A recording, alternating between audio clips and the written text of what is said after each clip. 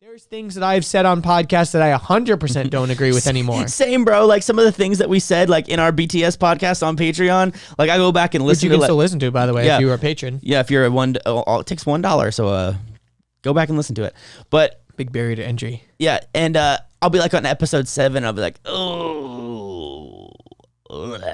Yeah, you're like, why did I say that like that? Why did I even mention that? Yeah, there's been a lot of things I've said on podcasts. They're like, that was not a hot take. That is a terrible take. But you learn and you grow. And I think that's kind of the point of like releasing so many episodes is people can change. I mean, I think I've seen this thing going around online recently that's like normalize changing your opinion when presented with new information. That's something that's a big thing. That I have been fortunate enough and lucky enough to get better and better and better and better and better at over the years.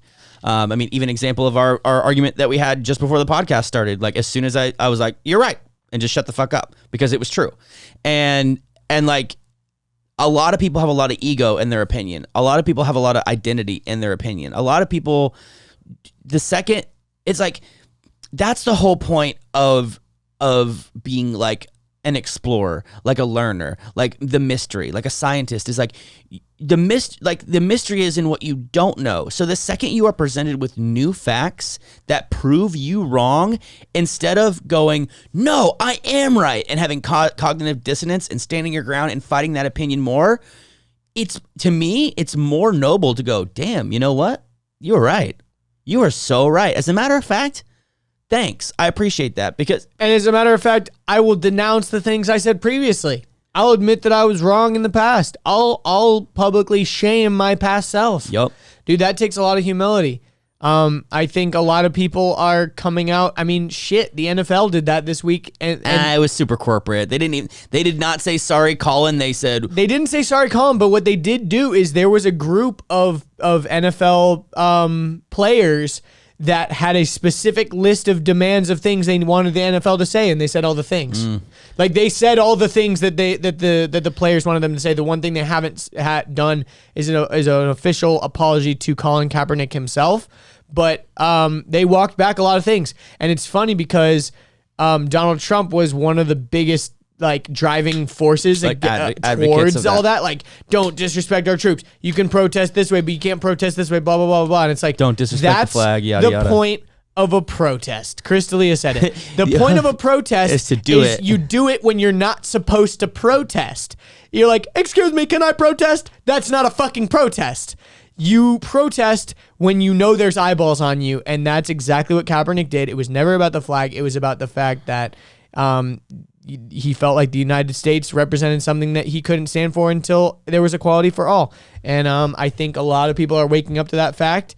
There's still a lot of people doubling down. I've seen people, again, we're getting back into this whole Black Lives Matter thing, but the people protesting against the protests, well, like Trump supporters. What cracks me up is just teams. Is the people that were with their guns, by the way, were protesting the opening of the economy, the closing of the economy.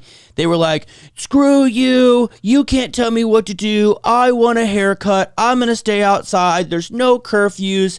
Don't tread on me. Second Amendment, First Amendment, I'll shoot you in the face. Leave me alone. Government can't tell me what to do. A week and a half later, well, I don't understand why people can't go inside and just obey the law. And why do they have to be protesting? They should just go inside. If they don't want to get hurt, they should just not do this. And it's like, oh, you literally just flipped. You're a little dude. This is the meme. Yes, it's 3 weeks ago, and it's a giant dog. It's like the doggo meme, and it's like 3 weeks ago. I am a citizen with rights. I refuse to be told what to do. You want me to stay inside? Come here and make me today. And it's like a dog on a computer, and it's like, guys, come on. There's a curfew. You gotta go inside. The cop said you gotta go home. Come on.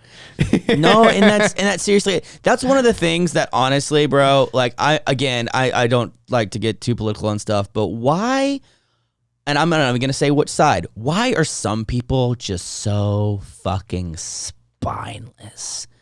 Why are some people that they're so That's fucking, on both sides, bro. That's what I'm saying. I'm not even saying left or right. I'm not saying what you believe in or what you don't believe in. But why are some people just so fucking spineless to the point where, like, if something is happening that benefits them, they will argue and fight to the death about it. The second it does not benefit them, they are immediate critics of it. And it's like, you are a slimy ball of shit.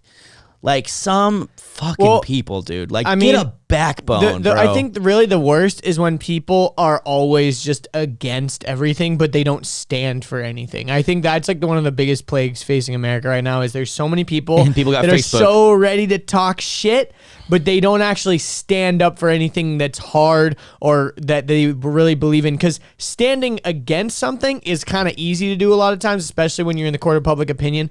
But everyone else is standing against it too. And standing for what is right in the face of adversity is really hard. And yeah, I think a lot of people, could take a lot. We need to normalize that changing your opinion is fine. What you've said in your past is not you. That is an opinion. People change. Things change. You can change. I mean, shit, we talk about all the time on Wheels to Walking. You create a new compelling future. You become a different person. You don't have to stay the same person. You can literally change. We were going to cover a couple more topics. We're kind of running out of time. We are running out. We've ran out of time. Yeah. But you can change yourself in the gym. You can change yourself, all kinds of different ways. But I think we take, I'll just everyone can take something from that. A real quick thing before we cut. You're talking about change, and a lot of people maybe want to change but don't know how to change.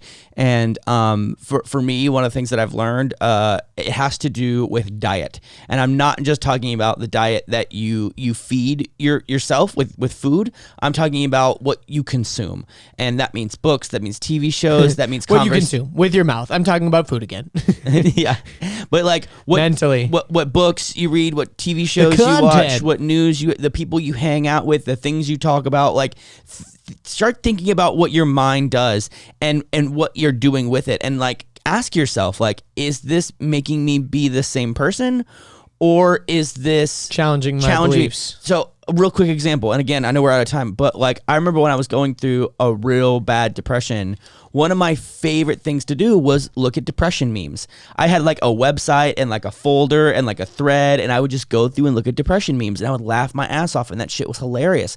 But it was so relatable and it was so entertaining that I almost wanted to like stay depressed so I could continue to like enjoy it. And people like to stay oppressed too because they kind of enjoy it. I think people get stuck in their rut. Yeah, and I found myself going, I love this website. I love these memes. I love this community. But if I want to not be depressed anymore, I have to separate myself from this.